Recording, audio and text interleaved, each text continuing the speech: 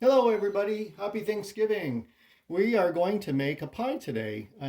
It's going to be a no-bake refrigerator cheesecake pie. And what we have is 2 blocks of room temperature cream cheese.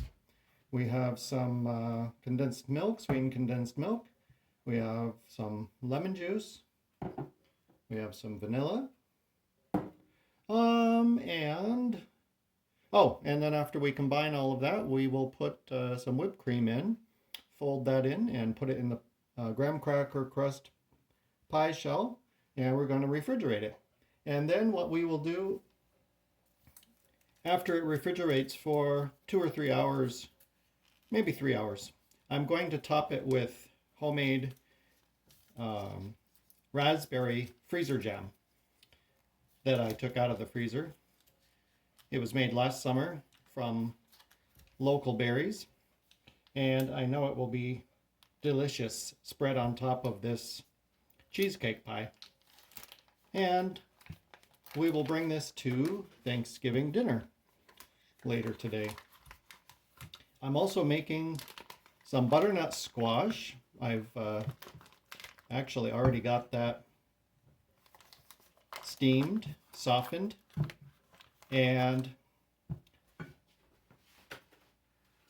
we are going to add butter and just a little bit of brown sugar, and we're going to whip the butternut. I might even need to add just a tad bit of stock. So if you have vegetable stock or some chicken stock or turkey stock laying around, we might need to drizzle a little bit of stock into it. We'll see how the texture is.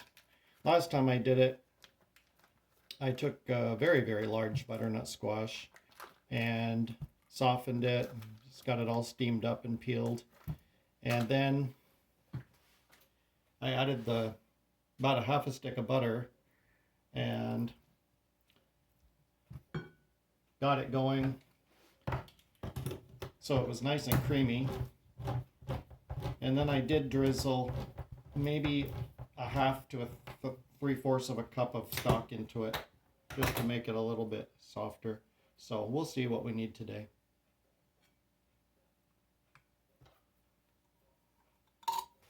It's about 33, 32 degrees out right now, and it is snowing very, very lightly. The ground is still warm enough that the streets are just wet. A little bit of dust, snow dust on the lawn and the deck. But we are also cleaning out the barn today, getting it nice and clean, which means filling up the manure spreader. I think there'll be just one load in the manure spreader. There's not that much in the barn because not that many animals have been in there. But all of the animals are outside right now, just jumping and frolicking. And they have baleage to eat out there and water. And then after the barn is clean, we will put down new bedding, sawdust, and new feed, some nice hay. And they're all coming in tonight because we do have a winter storm warning, storm watch. So we're going to put some lemon juice in there, some vanilla,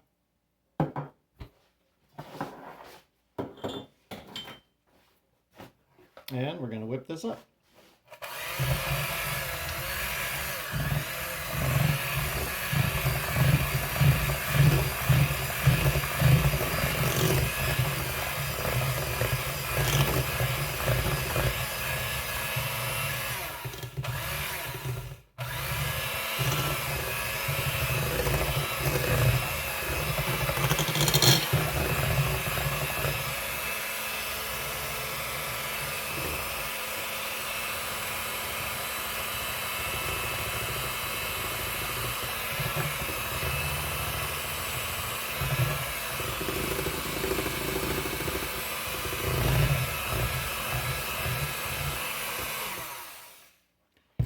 This is a really old Sunbeam mixer, and I grew up with handheld mixers. We didn't have a fancy KitchenAid station, um, but I love these. These are so cool. I would I think it would be kind of fun actually to make a collection of small kitchen appliances from the 60s, 70s, even maybe the early 80s. But this thing is still going. I mean, it's called a Mix Master, and it does have whisk attachments. It also has kind of like a couple of what look like spirals. I think those are supposed to be kind of kneading type of instruments, but really fun. I love these. And so we'll get this all creamed up here.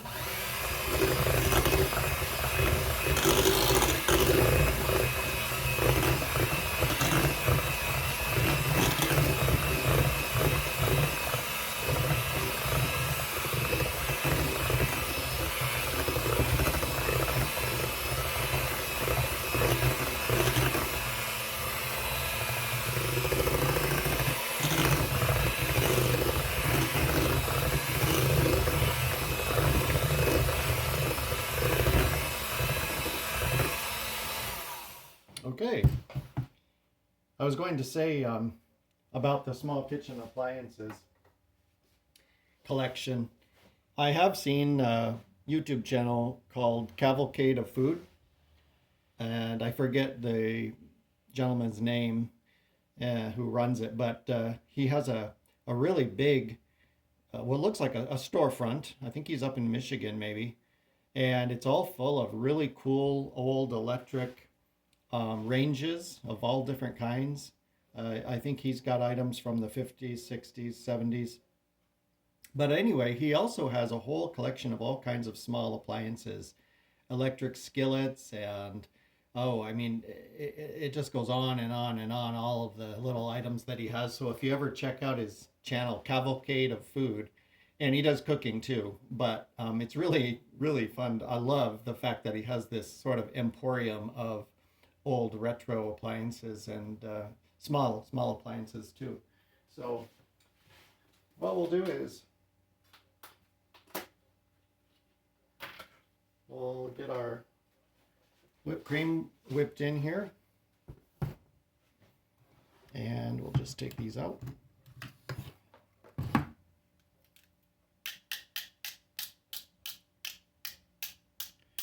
I know it looks very liquidy, very watery, but remember this is going to refrigerate,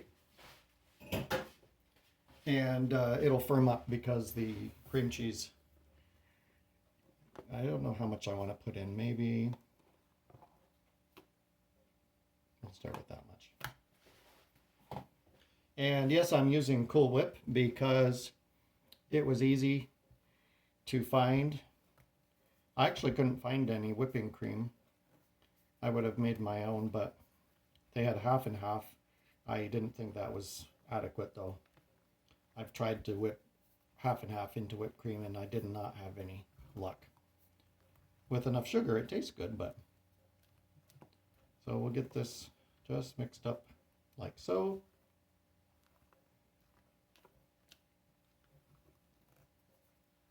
And if you're my viewer who understands this phrase, we fold it like so. We fold it like so. Anyway, that's a funny joke. The person who's watching will know what I mean. All right, I think that will be good. And I think we almost have too much for this pie shell, but that's okay because I have an idea of how we can use the remaining. Maybe what I'll do, I'll just take a little taste just to see. Oh, that's delicious. I had powdered sugar set aside, but we don't need powdered sugar. This is plenty sweet with the condensed milk and the Cool Whip has sugar. So, yep, we'll go like so.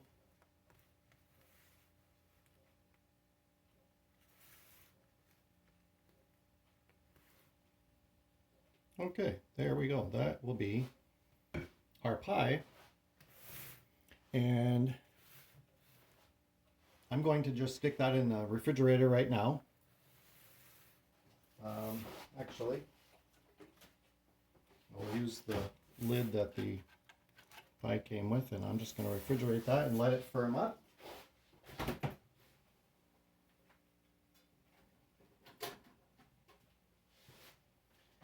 And I have an idea for our remaining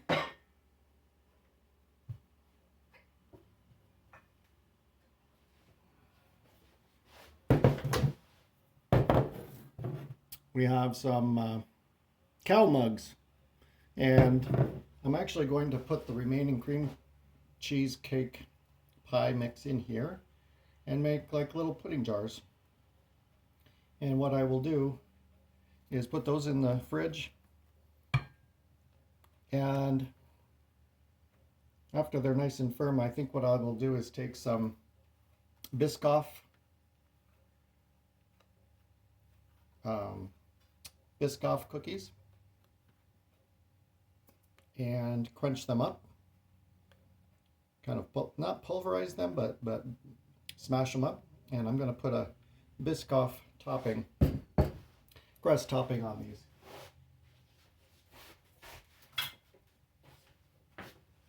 And then maybe we will put some fresh strawberries on top, because I happen to have a few fresh strawberries, so that's what we'll do. You could use vanilla wafers, you could use, I don't know, you could use just about anything, Oreos, but I like those, I think the brand is it called Lotus? Biscoff cookies. There, we'll go like so. Those are gonna go in the fridge. Last night I was watching What's My Line, and it was an episode where Carol Channing was she was sitting on the panel, and she was talking about something, her guest, and anyway, she said, "Oh, if you keep it in the Frigidaire," and I thought, "Oh yeah, I remember growing up, people used to say Frigidaire instead of refrigerator or fridge." And I think, I don't know, maybe that was just something I learned from the adults in my life who were raised in the 40s and 50s, is that you had, I'm going to actually eat this.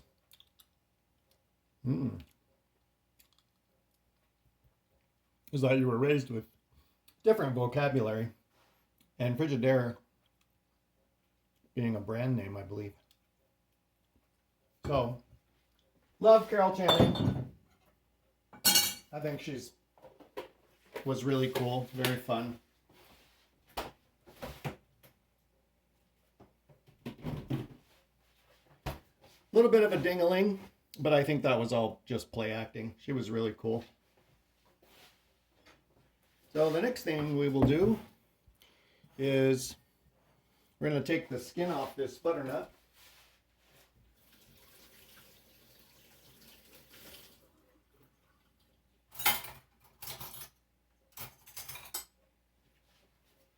And we'll take the skin off of the butternut.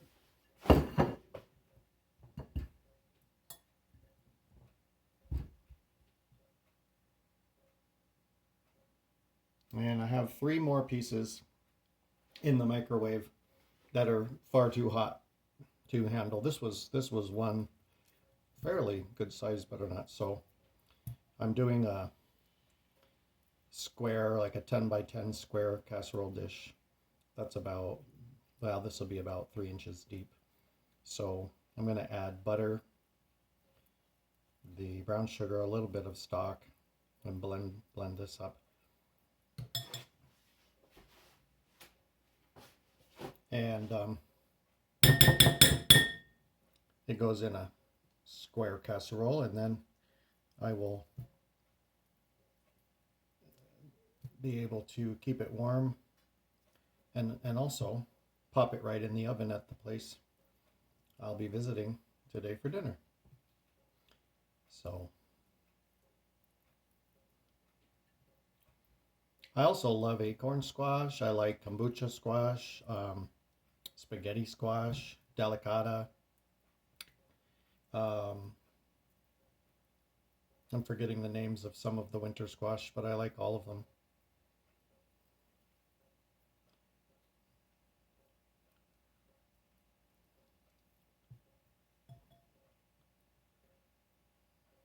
Trying to remember kombucha, and then what was the one that my friend gave me earlier this fall? It was giant. I mean, it was the size of a watermelon. I just can't remember what that was now. Anyway, all of the hard gourd like squash I really like. Is squash singular and plural? Squash meaning more than one, squash meaning one. I kind of think it is. I'm not certain. You wouldn't say squashes. No, I think it's, I have three squashes. We'll have to look that up today.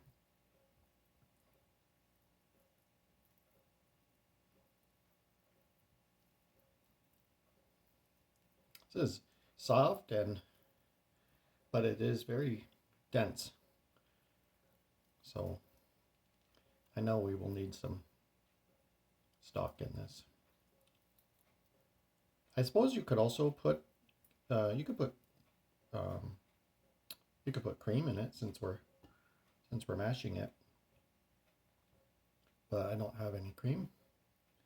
So we're just doing butter, a little brown sugar. There.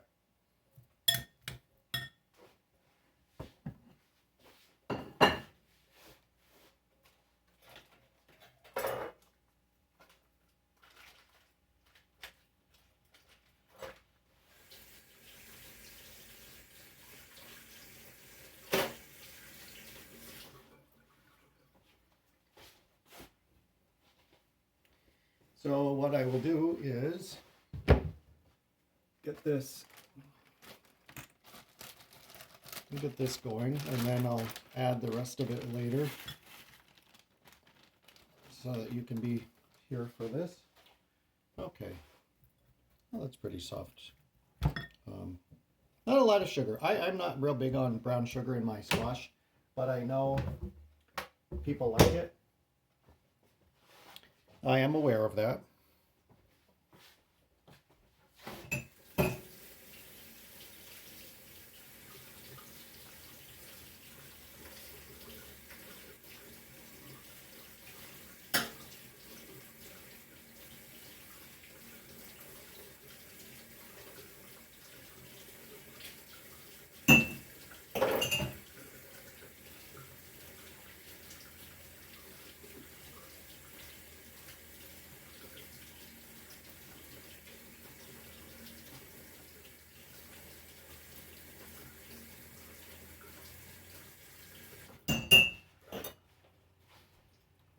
Okay, we have the beaters ready, and let's get a little stock.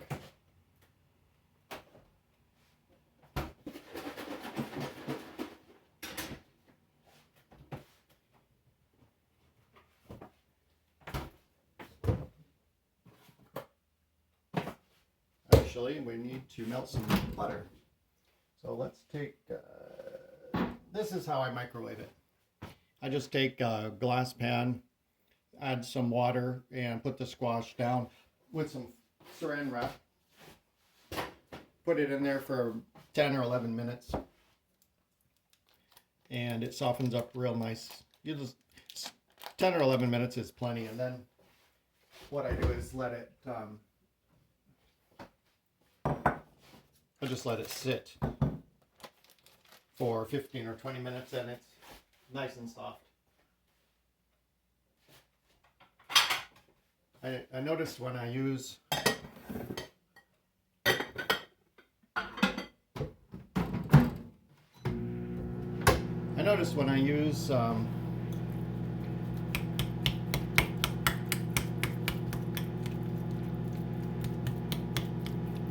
the microwave to cook vegetables and even baked potatoes, I used to try to cook things until they were completely done, but if you half the time or even cut it back by a third, basically, so you get it real hot, and then you just leave it. Just leave the food alone, and it continues cooking. A baked potato takes about 5 minutes in my microwave, and then I just let it sit, and 15-20 minutes later it's perfectly done. So the heat keeps cooking it instead of constantly using the microwave.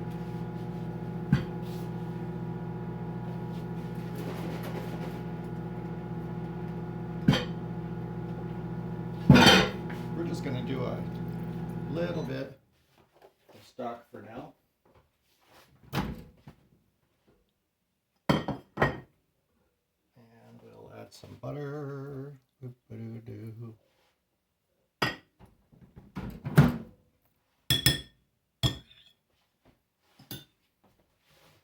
And we'll go ahead and get this all creamy and nice.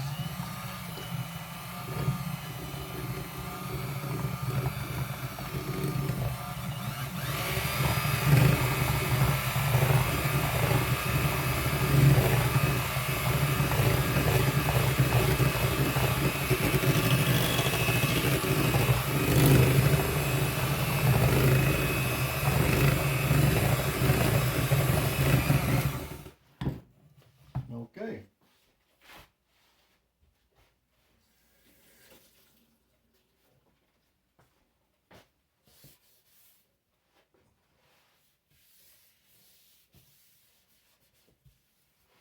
There we are.